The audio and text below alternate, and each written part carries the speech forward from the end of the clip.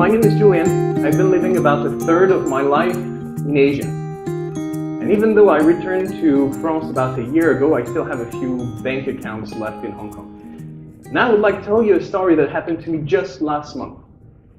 I received a letter, a paper letter from my bank from Hong Kong to France. And that letter was saying, "Dear Mr. Rio, there appears to be a problem with your account. Please call us urgently." It was nighttime in France. I knew I would never be able to have anyone on the phone, but we're calling Hong Kong, so instead I decided, hey, let's throw them an email. Went on the contact form, filled it up, then I just forgot about it. It's just about a week later that I finally received an answer to my email. And the answer was, "Dear Mr. Rio, we're deeply sorry, but that's another department dealing with this kind of story. Please call this number." So I was back to square one. Waited for the next day morning, and then I called the number. It was international call. I hate phone calls, but I had to go through it. So I called, and then I waited. 1 minute, 2 minutes, 3 minutes, 5 minutes. Please hold the line. An agent will be here with you soon. 6 minutes, 8 minutes, 10 minutes. Sorry, all our lines are busy now. Please call again later. How frustrating a customer experience is that? But I didn't want to give it up because I already invested too much into that one. So I called again, a second time, and a third time, and a fourth time. When I finally got someone picking up the phone, putting me on hold a little longer, time he checked all the details in my account, and during that time, the only thing I could think about was, how much money is that going to cost me? What is this urgent problem all about? Why couldn't they tell me what it's all about? A few minutes later, the agent comes back and tells me, "Dear Mr. Rio, it appears the problem has been solved already. Maybe I can assist you with something else." That might have been the single most frustrating customer experience in my entire life. Why am I telling you that? Because I think it's time we analyze what goes wrong when your customers are dissatisfied. I'd like to analyze this problem specifically. The first thing that went wrong here was forcing me on a channel I did not choose, for one, and I had to pay for two, and had to wait for their working hours to finally get a hold of them. 3 mistakes by forcing me to use a channel I did not pick in the first place. But there is a second mistake here. The second mistake is about the waiting time. 1 week to respond to an email. 4 phone calls before I could get someone on the line. And guess what? There is a third problem here with this experience. The third problem is that I had a company in front of me that had absolutely no communication between their different departments. They had to bring me from one department to the other because they could not communicate with each other. What does that mean for the company itself? Well, the first thing is pretty obvious, customer dissatisfaction. Let's say I'm never going to be a brand ambassador for that bank. But that goes way beyond that. That's really just the tip of the iceberg. What it really means is that they have increased their backlog tremendously. Let's think about it for a second. I contacted them through email and 4 times through phone. Total 5 interactions for 1 problem. Now, you do that with every one of your customers. You multiply by 5 the amount of incoming messages you have to deal with. But it goes beyond that. Because if you have to deal with 5 times more messages, it means you need to have 5 times more staff to take care of it. 5 times more staff to train, to pay for, to manage on a daily basis. That is a huge loss of profit for any single company. Now, if we look at the landscape, and I'm going to talk more specifically about Asia, customers' expectations have shifted a lot in the past few years. And you owe that to all those new companies, whether you're talking about Gojek, about Grab, about Airbnb, Amazon, Alibaba, and so on. Those guys have just changed the rules of the game.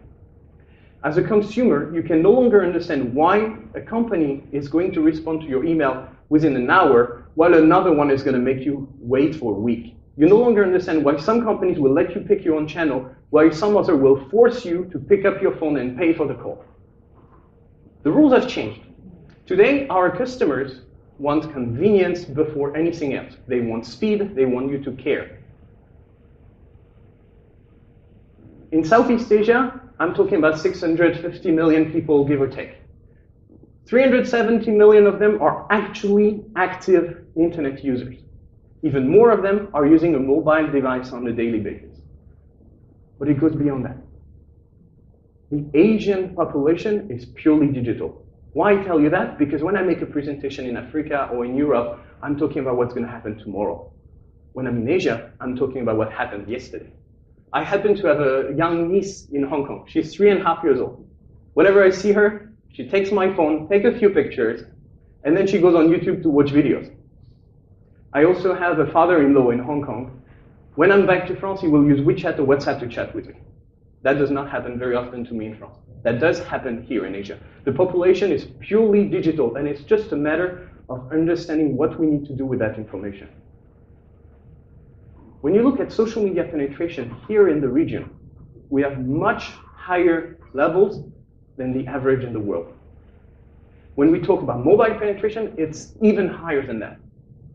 Now, if you were to ask marketers in Southeast Asia, what is your biggest challenge for the coming few months? All of them have the same answer. That's about customer relationship. Because this market is so challenging, because customers' expectations are so high, what are you going to do within your company to make sure to satisfy your customer? And I'm just going to end that part with a quote that I really like. Asian customers have the highest expectations in the world. Here, people know what they want, they know when they want it, and they know how they want it. Cannot trick them. It is digital, and you have to go with the game or lose the game. Let's have a quick survey here. Just by raising your hand. Who in this room is using at least one of these social media or messaging app at least once a day? Okay, I don't see any hand that has not been raised. Now, actually, the real number in the region is 85%. 85% of the online population is using at least a messaging app or a social media app several times a day. Let's say it differently. The average for the region is that people spend 3 hours a day on these channels. Let's think about it for a second. Can you afford not to be available where your customers are spending 3 hours a day? I think the answer here is pretty obvious. You have to go digital. So how do we go there, and what do we do here? I'm just going to push some open doors and state the obvious, just so that we are all on the same page. And I'm happy to be challenged anytime after the talk if you'd like to. What happened with the telcos, and it's not just in Asia, that's pretty much the same everywhere in the world. The first challenge is a huge amount of incoming messages that they receive every single day. Here at Dimelo, we work with people in the transportation industry, we work with utilities, we work with retailers, we work with broadcasters, we work with banks, we work with insurances. Let me tell you that there is not a single industry that receives that many messages. Telcos are way beyond others, but how do I deal with all these messages? How do I deal with multiple languages, multiple problems, multiple agents, and so on? The second challenge is the one we discussed about just before. How do I make sure I am on the right channel? Because as soon as you add one channel, it becomes more complex. You have a new tool, you have new rules, you have new trainings for your teams. Third challenge is about piloting your digital customer care activity. Because managing the messages is just one of the problems. You also need to manage the quality of it. You need to make sure you're on top of it, you monitor it, you have all the analytics and so on. Then comes the problem of customer satisfaction. As I said before, since it's a very competitive area here, and it's even more in the telcos, if you can no longer compete on the price, and everyone has more or less the same offer, the only thing you can compete on is customer satisfaction. And providing customer satisfaction is key to loyalty. In a world where it's so easy to switch from one provider to the other, you have to satisfy your customer at every single interaction you get. But satisfying them is just one part of it. The rest is that you have to retain a customer. Everyone here is very much aware that acquiring a new customer is way more expensive than retaining one. So how do I deal with my churn rate, and how do I make sure I control the cost of my contact center, the cost of my customer care, the cost of all the teams that I need to satisfy this customer? And I'd like to end with that one. You need a perfect understanding of your clients. And AJ was saying this earlier, maybe better than me. Customer analytics, market analytics are so important. Now, if you do have a phone conversation with your customer, what remains after you hang up the phone is maybe just a very short one-sentence summary. But when you go through digital, Everything is data. The entire conversation can be reused and is full of insights and marketing information you can use for upselling to your customers. I'm going to go back to the example I was giving earlier, just to analyze actually what went wrong here. Well, the first thing, we had only 2 channels, right? So it was just email or phone. So they could have solved it pretty easily. They might just have decided to add a few more channels. Let's say they do that. Even if you add more channels, there was still a second problem. Problem is that there was absolutely no communication between the different silos. And without communication, how do you satisfy your customer? And then that is my favorite problem. Identifying your customer. When you have a physical store and you have a customer coming in, you're seeing him. You see his loyalty card, you know his customer ID, you can talk to him directly. Easy to recognize and to know what his past interactions have been. But in the digital world, the rules of the game are different. How do you know that johndoe@gmail.com is the same person as @johndoe on Twitter or johnjamesdoe on Facebook? That becomes incredibly difficult, but that leads to 2 very serious concrete problems. The first one, if you are not able to identify your customers, you are going to frustrate them a lot, because the first layer of frustration for a customer is having to repeat himself. I talk to you on Twitter, you need me to identify myself. Then I come to you on Facebook, I need to identify myself, explain the problem again. Then over and over again with every digital channel I use. And guess what? A dissatisfied customer uses, in average, 3 different channels to get an answer as fast as possible. I might contact you through Facebook, by email, and maybe by Messenger in the same time. Now, if I'm not able to identify that this is the same customer contacting me through 3 different channels, I'm going to end up dealing with 3 times the volume of messages. So identifying customers is another very important aspect of customer care. And that brings me to what Dimelo is all about. Dimelo is a SaaS platform enabling companies, telco companies, to connect with their customers in the digital world. To make it simple, Dimelo will be the link between your company and your digital customers. We are going to connect you together and make sure you will be able to manage all their expectations and satisfy them through the digital world. I'm going to go very quick on this. Dimelo today is a SaaS platform. We are dealing with 14.5 million messages every single month. Today, we are in 51 countries around the world. We are able to automatically recognize 72 different languages. We work with 200 large companies, 29 of which, actually 31 by now, 31 of which are telco companies. Here in Asia, you will recognize a few of the logos. We already work with Ooredoo, we work with Banglalink, we work with iFlex, we work with Telenor, but we work with many other telco companies like Orange, Jazzy, Proximus, and so on around the world. Let's make it dead simple. What we do is that we are going to provide you with one single platform to connect all your digital channels, whether we are talking about social media, whether we are talking about messaging, such as Viber, WeChat, Messenger, and so on, your in-app messaging, your live chat, your email, or any other kind of forum or digital channel you may have. And on top of it, we are going to connect all your chatbots so that you have one platform to deal with every incoming messages, regardless of the channel. This is a very short example I like to show. It's basically how it's going to work. Your customer have your own company native app. We put a simple SDK into it. Your customer is able to live chat with you directly. It's asynchronous so that you can deal with it the way you want to deal with it at your own timing, based on your own schedule, based on your own prioritization. All the messages are coming through the same platform. Now, if I were to use Twitter or Facebook or Messenger or any other channel, messages will come exactly the same way so that your agents don't have to be trained on 15 different tools, but they have only one platform, making your life so much easier to manage your flows. To give you another idea of how it's working, regardless of the channel you're going to be using, you're going to have just one team. Remember, earlier I was talking about all those silos making it so complicated for having conversation. Here what we do is that you have one digital team who is going to handle every incoming digital message.